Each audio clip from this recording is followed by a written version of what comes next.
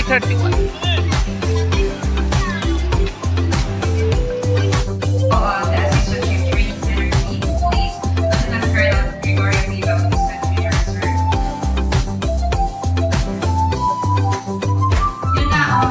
Pagkatapos magsalita ng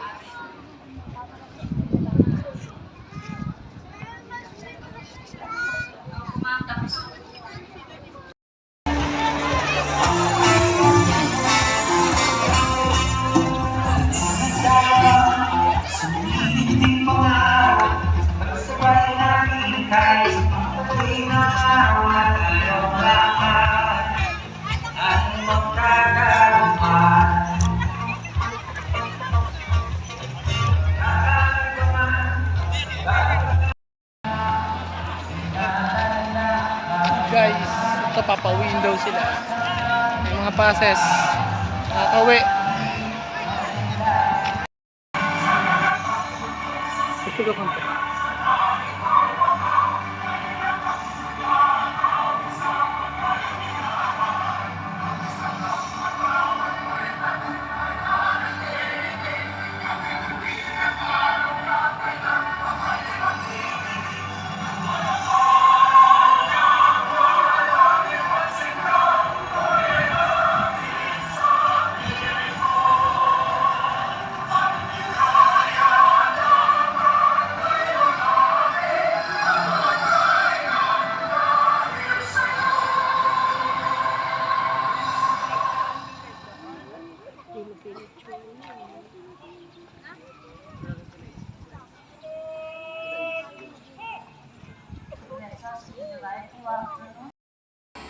We ignore those who scorn and show us no respect, but be mindful of those we've sworn to protect. We ask Thee to enlighten our minds so we can discern and execute the best for the PNP organization. Grant us wisdom and strength to do all our tasks in making our organization become more credible and most trusted by the public. May we always have the heart to put duty first in every work that we must do. And may we not disgrace the uniform, but bring pride to the badge we wear. All for your glory and honor. Amen. You may now all be seated. 23-01 classes Alpha to Lima. Today marks a significant milestone in the journey of our police trainees who have undergone rigorous training and preparation to serve their communities with honor, integrity, and commitment. As they stand before us today, they embody the values of courage, compassion, and service that define the noble profession of law enforcement. To the trainees, I extend my heartfelt congratulations on your remarkable achievement. Your hard work, sacrifice, and determination have brought you to this momentous occasion as you embark on your journey as sworn officers. Remember the solemn oath you have taken to uphold justice, safeguard the innocent, and uphold the rule of law. May you carry the lessons you have learned during your training with you. May you always serve with integrity, compassion, and courage. And may you find fulfillment and purpose in service to others. As our Chief PNP tagline, sa bagong Pilipinas, ang gusto ng pulis, ligtas ka. With our NPTI Director's mandate, which is, let us be a blessing to others. So from your Chief Training Center 3, let us make the PNP proud. Good luck, thank you, and congratulations. Thank you, sir, for that warm welcome. 01 classes Alpha to Lima, Masidlahi graduates, effective this day. Thank you, sir.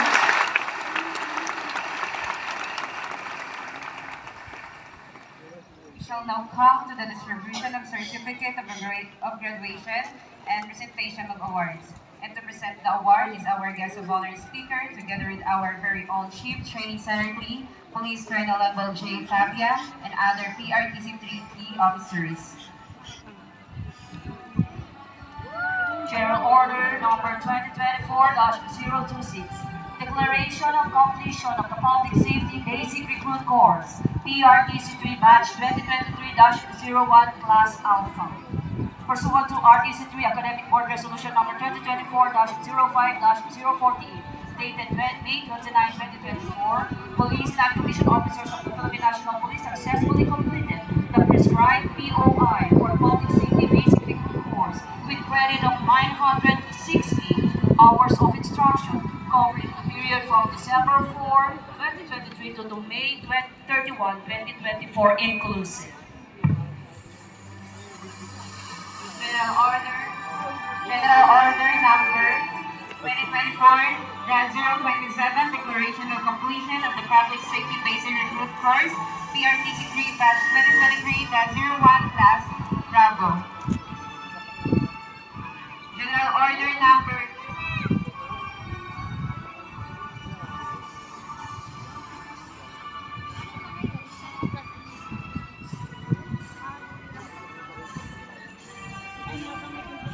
General Order number 2024-028, Declaration of Completion of the Public Safety Basic Recruit Course, PRTC 3 Batch 2023-01 Class Charlie.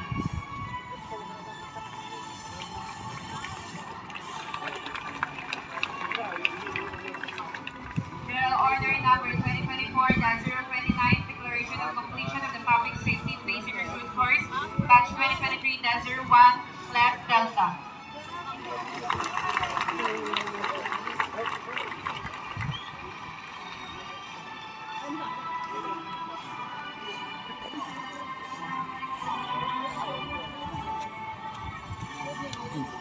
General Order number 2024-0. Declaration of Completion of the Public Safety Basic Recruit Course, PRTC 3, Batch 2023-01, Class Echo.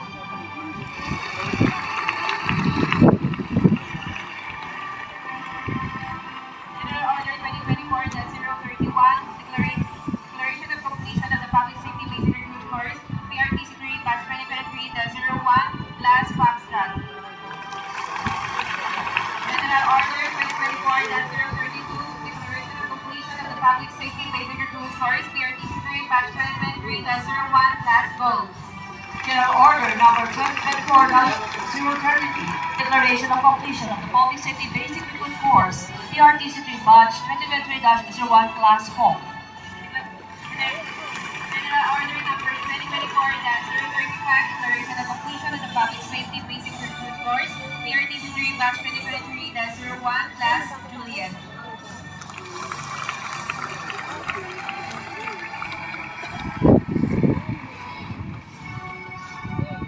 General Order number 2024-34, Declaration of Completion of the Public Safety Basic Recruit Course for Class India.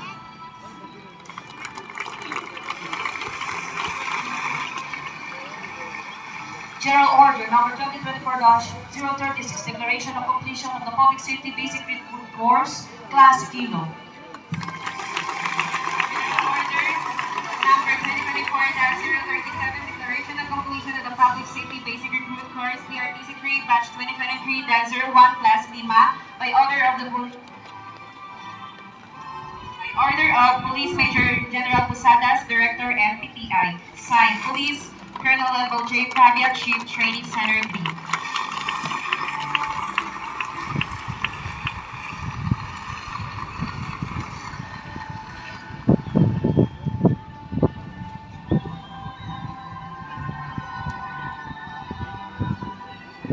Special award is given to Police Trainee Angel Mark D. Caseria for obtaining the highest savings of 196,750.76.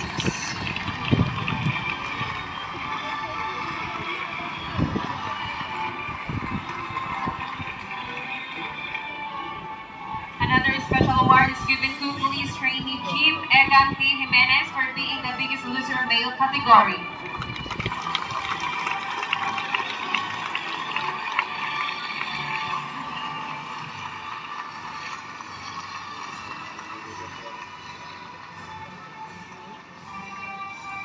Same award with same citation is given to Police Trainee Nika B. Tomas for female category with initial weight of 64 kilos, final weight of 52 kilos.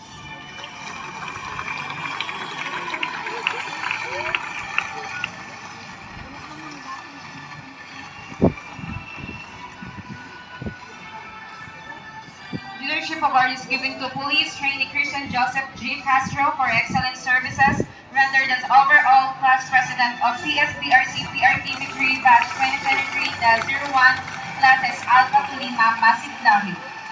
Of MBTI PRTC3 from Public Safety Basic Recruit Course. Haba. PRTC3 Batch 2023 Class Alpha to Lima. Are guided in our work with the core values of servanthood, excellence, responsibility with accountability, valuing people, and respect for human rights, integrity, courage, and empowerment. Thus, we believe in team spirit, organizational unity, and excellence to achieve public safety objectives for the benefit of the community and for the greater good of the country. So help me God.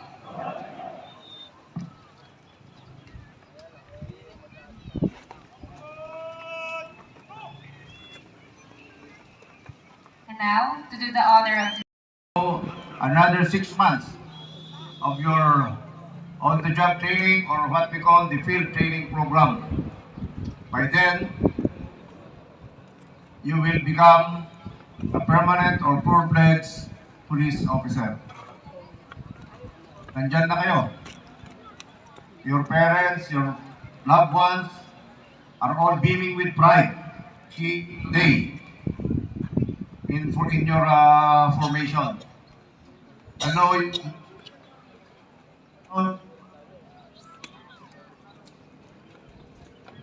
you have not seen them for quite some time. 6 months po ba? 6 months? 6 months. For the last 6 months, you have not seen your loved ones. So I know you are now very eager to be with your families today. So, after the program, of course, you will have to mingle with your loved ones. So, dun nyo na ilabas yung mga pagkasabik ninyo sa kanila. Because you will still have to undergo the field training program. Sa lahat po ng mga magulang, asawa, mga anak na narito, binabati ko rin kayo sa inyong titiyaga para malampasan ng ating mga kasama rito yung training na pinagdaanan nila. Alam ko, dumaan kayo sa maraming pagtitiis para lamang makapagtapos o marating ng ating mga police trainees itong stage na to ng kanilang career. I hope by now, both of you, the trainees and your loved ones, have already accepted all the things that you have right now, or all the things that you are in right now. Marami pong bawal sa pulis. As I've said during the oath taking, most or some of those rights that they are enjoying when they are civilian are now being curtailed when they finally enter the police service. So sana po ngayon, naintindihan na tanggap na ninyo sa inyong mga sarili, tanggap na ninyo sa mga puso, na ang inyong mga mahal sa buhay na nandito sa harapan namin ngayon ay hindi na ninyo pag-aari. Pag-aari na po sila ng gobyerno. Pag-aari na sila ng publiko. That's the reason why they are called public servants. Over and above personal and unofficial things, ang priority natin dito is public service. The call of duty is too demanding. So, kailangan po natin matanggap yung mga bagay na yun. Huwag na sanang pagsimulan pa ng pag-aaway ng mga mag-asawa, ng mga mag-ina, mag-ama, yung mga bagay na yun. Of course, we'll have to balance all those things. Babalansehin namin yung pribadong buhay namin at yung public life namin. At sa mga bagay na yun, dapat magsalubong po tayo. Dahil kung hindi po natin kayang matanggap kung ano yung kasalukuyang kinalalagyan ng mga anak nyo sa buhay, ng mga mahal nyo sa buhay na narito ngayon, baka po madagdag sa mga naghiwalay na mag-asawa sa PNP. So dapat ngayon pa lang naiintindihan na ninyo at tanggap ninyo sa mga puso at sarili ninyo na hindi na katulad ng dati ang inyong mga mahal sa buhay na narito ngayon. I just would like to simplify my message. Remember the Pledge of Loyalty. We are reciting this Pledge of Loyalty every Monday morning. Kabisado pa ninyo? Okay. Talupad-ta. In unison, you recite the Pledge of Loyalty slowly and emphasize each word. Ready, go. You shout.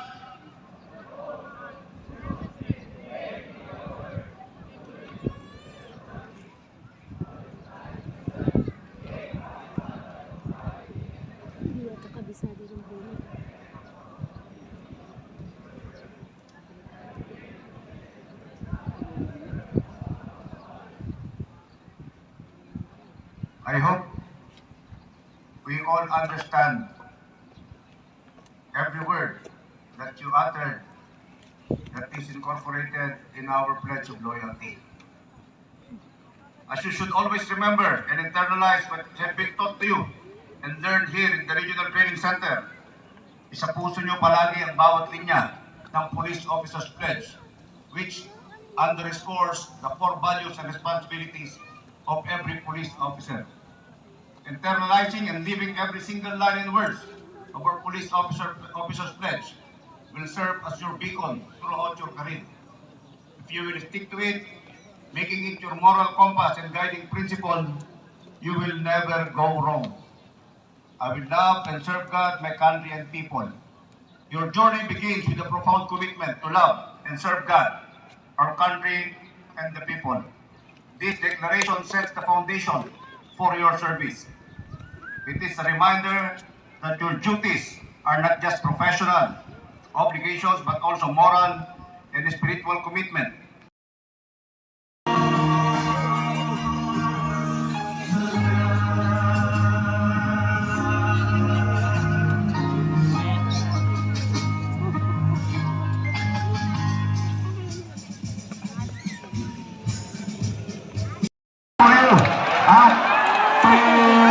Meant for that 6 months of being away with your loved ones.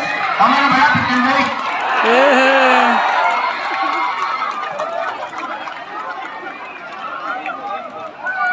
At this juncture,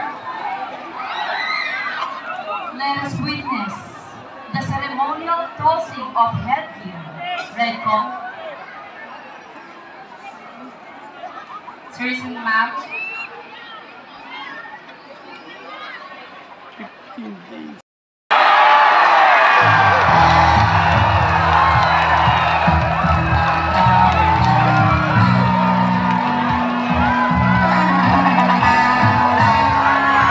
Sir, may we request our guest of honor speaker, together with other distinguished guests.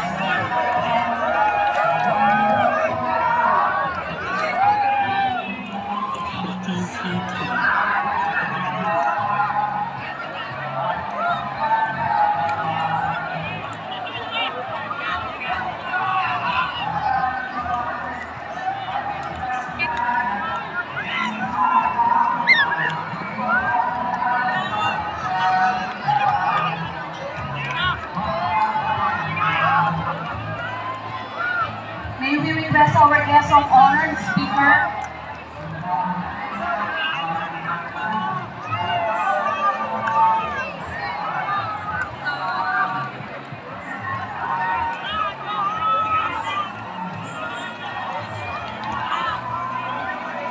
once again, may we request our guest of honor speaker, together with other distinguished guests, to proceed at the center for the photo opportunity. Sir, sit down.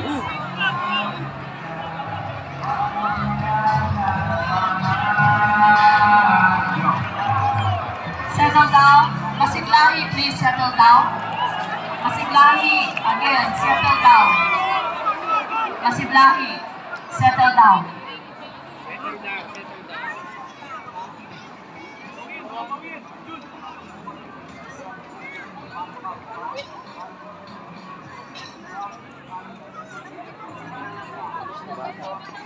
Thank you and congratulations all trainees.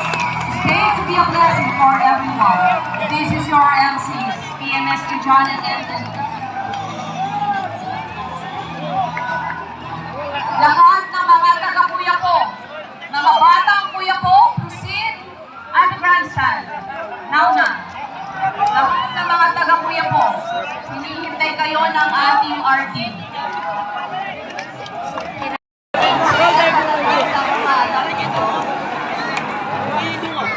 Michelle, taga-tarlak ka.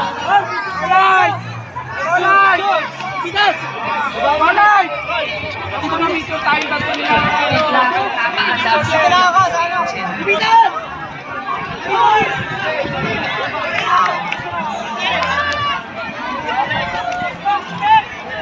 Maraming salamat po sa inyo lahat. Our guest of honor speaker, Pasa dulo. please Speaker General Jose Alba Jr. Thank you for gracing this momentous event. This has been your MC, PNS John and Tolulan, Madalungan Yamang Partida. Today and God bless us all.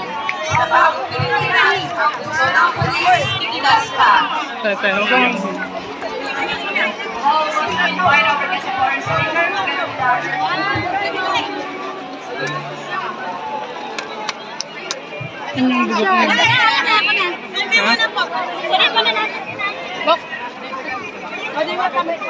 speaker,